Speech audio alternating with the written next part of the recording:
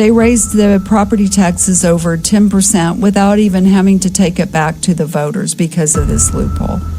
And it's going for things like Lena Hidalgo's favorite program. It was going for her pre-K program. It's going for the enormous salaries that their staff are getting. That, when the average person out in Harris County is struggling to make a living.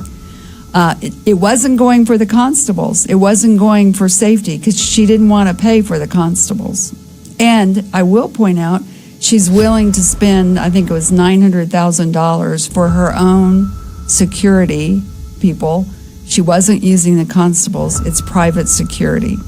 So their priorities are very skewed, and it's the taxpayers and the voters in Harris County that are paying for it. I believe I heard that they raised taxes as much as 18%. Does that sound correct? Well, I think when you factor in all the other parts of Harris County, the hospital authority, the flood control, it's well over that amount.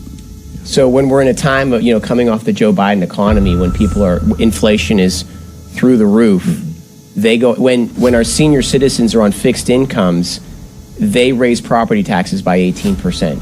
Potentially 18%. Without a vote. Without a vote. So usually to raise it that high, they'd have to take it to the people. And what they did was they took advantage of people in the most vulnerable state. You got to remember, what Chairwoman said is that they had to do this because they knew it wouldn't get passed by the people. They had to take it to a vote.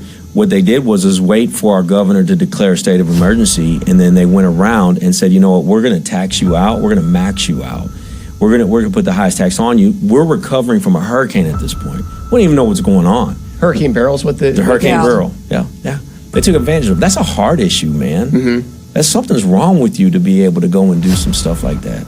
And to use the funds for really things that are not emergency response. I mean, we suffered through Harvey. The whole Harris County, it was devastating for the area. And really what that loophole was meant to do was, when you're dealing with emergency response, you're dealing with recovery. How do you pick up massive trash like we saw across the county after Harvey? Those sort of things, paying for the extra security because you've got to protect your businesses, you've got to protect your homes when there's no electricity. Those are the issues, and that's what it was really meant to be for.